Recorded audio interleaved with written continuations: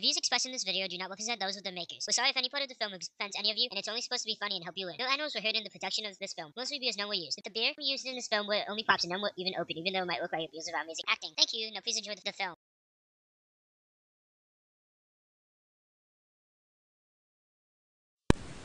John Bush, an incompetent billionaire, is running for president. His only chance is that he has much more money to spend than the other candidates, and that he has a top-notch campaign manager and advisor. He spent a lot of money on deals with radio and TV networks in order to broadcast his campaign commercials every day. Bush is a member of the Know Nothing Party, and he brought it live again. Being foolish at times, Bush's speeches aren't very convincing, and he seems to think other people will think he's smart as long as he adds political terms here and there in his speeches. He also often fails to memorize his lines, so he uses his ear tests in order for his advisor, Jennings, to tell him what to say. Somehow, Bush made it past the primaries and is now one of the final candidates for the presidency.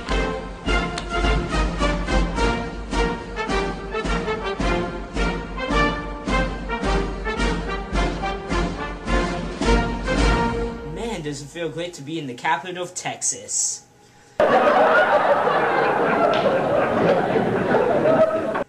As a member of the Know Nothing Party, I promise to bring change to America. I want to convince and persuade you that I am an expert in politics, even though I am slightly behind in polls. I'm still intent on assuming the enormous responsibility of being president. I intend to deregulate the economy and eliminate regulations. I'll also remove government corporations so the people have more control over the economy. I'll also increase minimum wage by passing legislation raising the lowest amount someone can be paid. Importantly, I would provide amnesty for people who had excessive jail time. I will especially release from punish people who had to stay in jail for a long time because of murder and other felonies. When I am president, I will implement or carry out policy to encourage overseas trade and domestic trading, and send an injunction to stop all tariffs. I will also give a reprieve to everybody who has been convicted of a felony, so their sentences can be postponed until everyone's case is personally reviewed by me. I will also make an executive agreement with every other head of state in the world. The agreement between the heads of states will say that we will not attack each other.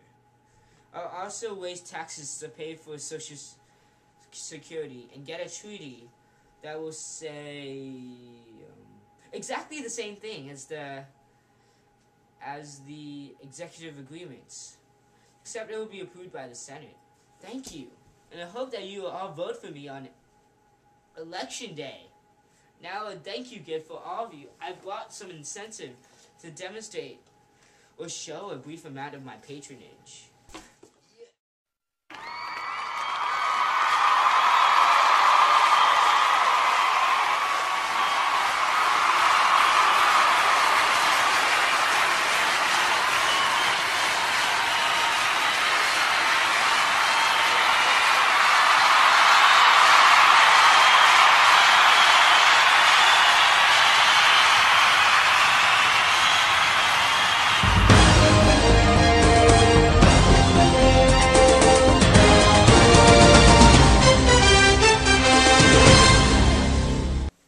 Bob Marley from ABC News.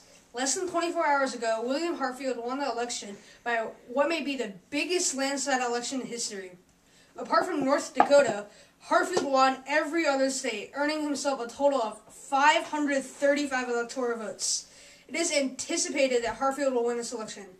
The official count will be released shortly by the Senate. What? Ladies and gentlemen, I may not believe what I am seeing. America, we may have a big upset, but it seems to me that Bush has won. All of the electors who the states have elected to vote for William Hartfield have voted against their own party and have voted for John Bush. It seems that the final tally came out to be 538 all in Bush's favor, and almost as strangely as Alston Sandy. Harfield's vice president has also won the 535-3 vote. It seems that most of the electors have used their constitutional right given to them by the 12th Amendment and voted for the presidents and vice presidents who do not run together. I don't know what has happened, but this may be a big upset in America. This is Bob Marley from ABC News signing off. Thanks for watching. Stay tuned later for more details on this mishap.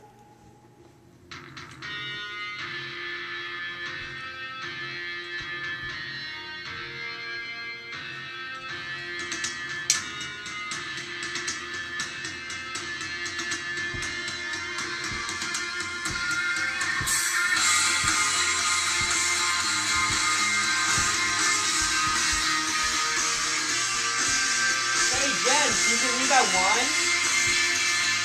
I said, can you believe I won?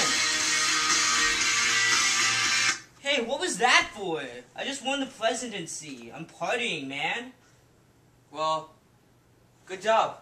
Can I take this? Yeah, sure. Thank you. So you won the presidency, huh? Yeah. I wonder why. Yeah, it was like so amazingly fun, man. I should do this like 8 times. But you should know that the 22nd Amendment said that presidents only have 2 terms in office. Wait, so I can only have 2 friends? No! I really need to teach you about the presidency. I don't even know how the Electoral College voted for you. I thought Hartfield got all of your votes. Wait, so I just voted in by like a college? You mean like Harvard? No, electoral colleges are where people vote for electors who then vote for the president, okay? And then, if you want to be president longer before you get impeached, then I really need to teach you how to be a good president. Fine. Okay, now that you've been elected president, let's start talking about the political process. First, we have to look at the duties of the president. The main objective of every political party, for instance, the Know-Nothing Party in your case, is to gain political office, which you have already achieved. And then, next, the president works with Congress to pass laws, and also gets other duties, such as serving as commander-in-chief of the army and meeting with other foreign officials. Also, their most important duty is to try to get along with Congress so they can be compatible with each other and then move the nation forward.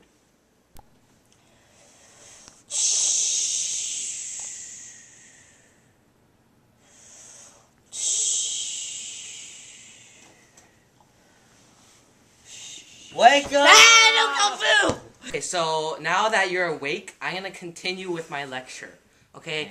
For example, Richard Nixon abused his power, and you don't want to do that because he was eventually moved from office. Because during the Watergate scandal, Nixon recorded his secret conversations on tapes, and then in the court case US v. Nixon, the Supreme Court said that the president had to give over the tapes even though he had the right of executive privilege. Do you know what executive privilege is? Yes. I don't think so, so I'll just tell you right now. Okay, I'm not lying. privilege is the right of presidents not to show things to the courts and to the people, but Richard Nixon wasn't kept that right because he violated his presidential powers. Okay? And then you can't keep anything covert or secret even if you really want to. And finally, don't use a spoil system, because if you appoint bureaucrats to federal office just because you like them, then you give all the positions to your friends, and that's not good. And that's what Andrew Jackson did, so don't learn from him. Wait, but Andrew Jackson was my hero. Okay, and then as I was saying, don't abuse your power because there's legislation like the Pendleton Act that prevents you from doing that. The Pendleton Act established the federal civil service system, which makes appointment to political office based off merit, talent, and meeting requirements. So therefore, your inner cabinet will be very important because it helps you make your decisions, and you can use it to your advantage. Whereas if you appoint your friends, and some of them might not be good enough to meet the requirements for that office, okay? And then also the Hatch Act limits how involved the federal government employees can become in elections, okay? So you're president right now, so I'm trying to teach you everything before you go to the White House tomorrow.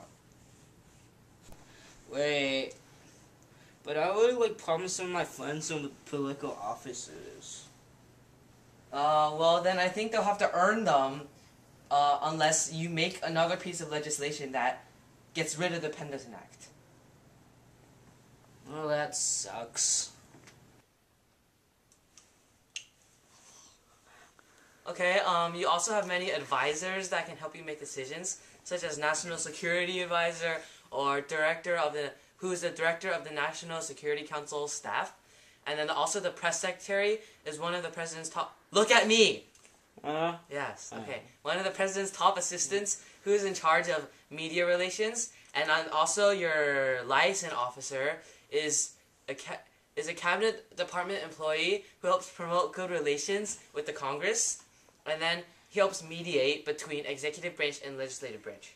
Okay, and then also the National Security Council, who's the director of the National Security Staff, the Office of Management and Budget, which prepares a national budget and that the president proposes or submits to Congress and makes a central clearance, which is a view of all legislation proposals that executive agencies prepare.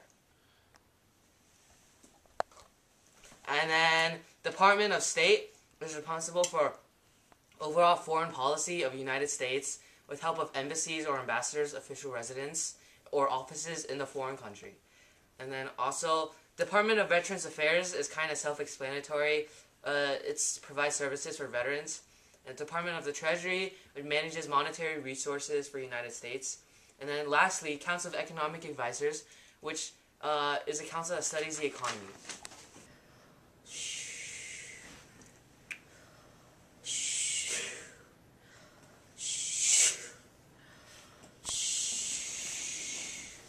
Wake up! Chad, you killed my man! Look at him! Wait, what? I'm not that boring! Yes, you are. Wait, so I can veto Congress's laws, right? Yeah.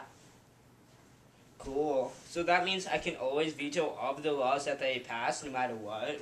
Well, if you veto it, then there's a congressional override, which is 2/3 of the people in the House and the Senate. If they vote against you, then the law is still passed. Then the bill is still passed.